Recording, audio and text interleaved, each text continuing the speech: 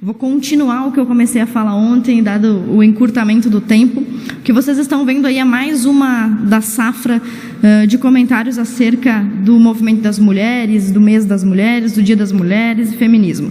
Alguns comentários que vocês veem aí, por exemplo, de uma militante feminista de Rio do Sul: não podemos nos deixar abalar por bestas tipo essa moça. No caso, esta moça é a deputada que vos fala. Essa é uma retardada oficial feminista de Imbituba. Essa menina é tão imbecil, universitária e militante do Rio de Janeiro. Eu gostaria que prestasse atenção no fato de que todas essas militantes feministas, elas não são pessoas sem instrução. A maior parte delas, até com diploma de ensino superior, outros professores, até diretoras de escola, tá? Essa doida já tinha que ter sido caçada, e não sabe nem a diferença entre caçar e caçar, né? Caçar mandato, enfim. Utiliza cargos e dinheiro público a fim de enriquecer o próprio, não vou falar o palavrão ali porque não convém.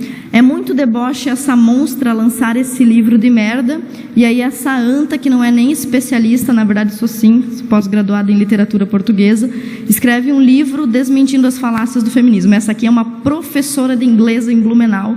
Pena que o nosso colega Alba não está aqui, porque Blumenau apareceu muitas vezes nesses comentários. Advogada em Blumenau chamou esta deputada que vos fala de escrota. Todas elas são militantes feministas, tá? Quero que as pessoas vão lá comentar xingando, professora de inglês em Blumenau. Outra militante agora de Itajaí, não vou ler o comentário porque é indecoroso, né? Ela é retardada, uma servidora pública do município de Bombinhas. Então a nossa colega deputada Ana Paula, ontem, ao se referir ao movimento feminista, disse que ele era lindo, importante e sinalizador de respeito. Aí eu estou mostrando para vocês um exemplo, uma amostra do que é essa beleza toda desse movimento tão respeitoso. E o mais importante são esses três que eu comentei aí, contestando a minha capacidade cognitiva. Eu vou ler para vocês, diz assim, ó: o que essa senhorita ainda não entendeu é que a bonita nem deputada seria sem o movimento feminista. Esta, de fato, não conhece a história que levou a este dia, sendo que sou professora de história, como vocês sabem. Essa deve ter passado a faculdade de história toda no bar. Bem, todos esses comentários se referem ao fato de que o movimento feminista arroga para si o monopólio das conquistas dos direitos civis que as mulheres desfrutam hoje, o reconhecimento dos nossos direitos. E eu queria demonstrar hoje como essas pessoas, essas militantes feministas, além de serem extremamente mal educadas, desconhecem a realidade do próprio movimento que defendem. Pode passar, por exemplo, por favor. A primeira conferência de mulheres pelo direito ao voto, ou Conferência de Direitos das Mulheres, aconteceu em Seneca Falls, em 1848, nos Estados Unidos, dentro de uma igreja metodista. Então, para ficar bem claro, o primeiro e único lugar que quis receber o movimento de mulheres para falar sobre direitos civis foi uma igreja. Então, não foi o movimento feminista quem recebeu essas mulheres, foram os religiosos. Ainda assim, mesmo nesse evento, em 1848, como vocês veem ali, uma citação de uma referência histórica sobre o período, nenhuma mulher se sentiu capaz de presidir esse evento de mulheres em 1848 e a tarefa foi aceita pelo esposo de Lucrétia. Todas as resoluções desse dia foram aprovadas unanimemente, exceto o sufrágio feminino. Então, lá em 1848, quando as mulheres começaram a discutir sobre os seus direitos e deveres, o primeiro voto da mulher norte-americana foi para decidir se queria ou não queria votar. E por mais engraçado que isso pareça, em 1848 as mulheres disseram não ao sufrágio feminino. Elas não queriam votar. Isso pode parecer até estranho, mas tem uma justificativa muito óbvia. Todo direito que o cidadão tem vem atrelado a um dever. E na Constituição americana e em todas as outras, o cidadão tinha o dever de servir ao exército. Então as mulheres imaginavam, o que seria justo, que ao conquistarem o direito ao voto, também conquistariam a desvantagem de ter que servir ao exército. E, obviamente, as mulheres não queriam desfrutar dessa condição, desse privilégio de servir ao exército, principalmente em épocas de guerras tão reticentes e tão reincidentes. Então, o que acontecia nessa época é que as mulheres não queriam votar porque achavam um ônus muito grande, né? Não valia o risco de ter que servir ao exército correr o risco de morte apenas para poder escolher um presidente. Pode passar, por favor? A mesma coisa continua acontecendo mesmo depois da virada do século XX. Isso aí é uma citação que vocês veem na tela de uma feminista que fala sobre o direito ao voto. Ela diz assim, ó: na Suíça, por volta de 1960, um dos países mais desenvolvidos do mundo, as mulheres ainda não possuem o direito de voto geral.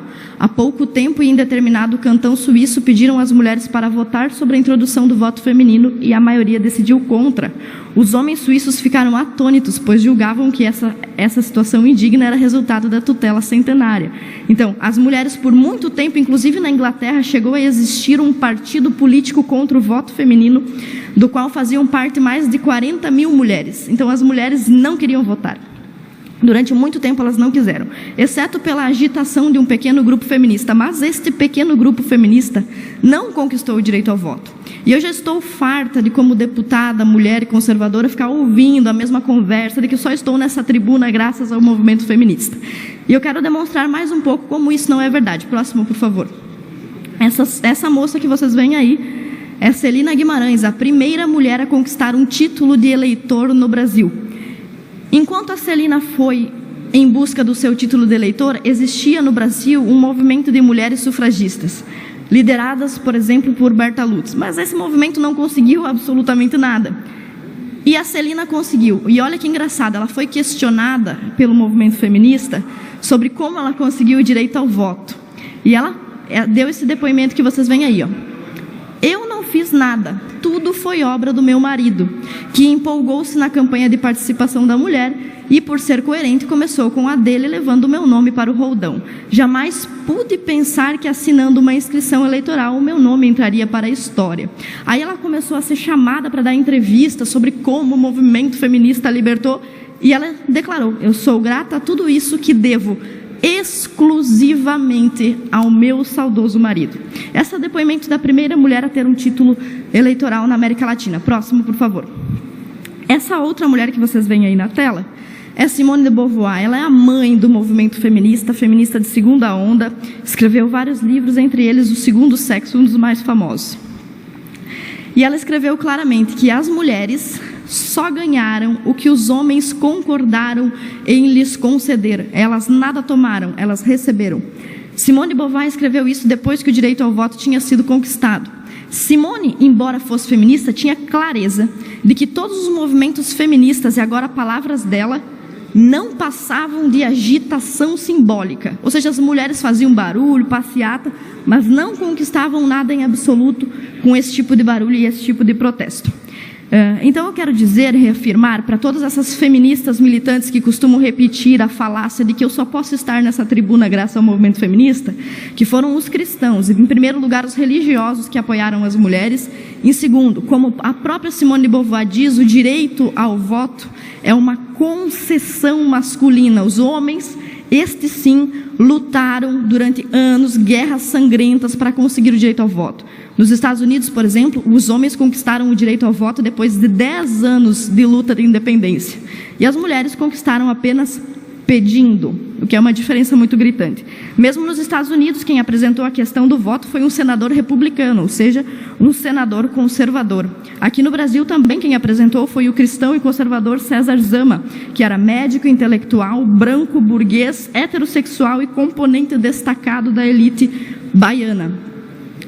E para finalizar, como se diz muito comumente que as mulheres que têm poder foram empoderadas, pode passar, por favor? Eu trago uma declaração da primeira mulher eleita primeira-ministra da Inglaterra. E ela diz, o que eu faço também, minhas palavras: não devo nada ao movimento de libertação das mulheres. As feministas odeiam-me, não é? Não as posso culpar, uma vez que odeio o feminismo, pois é puro veneno. Margaret Thatcher. Obrigada. Deputada Ana Campanholo, na tarde de ontem eu não tive a oportunidade de me expressar devido ao tempo, tá? Mas gostaria de dizer à senhora que a senhora não conta só com a minha solidariedade, tá? Conta com o meu companheirismo. Seja lá quem for que de alguma forma lhe tentar impedir de falar, vai ter que passar por cima de 115 quilos de direita conservadora bruta por cima. E não é fácil, tá bom?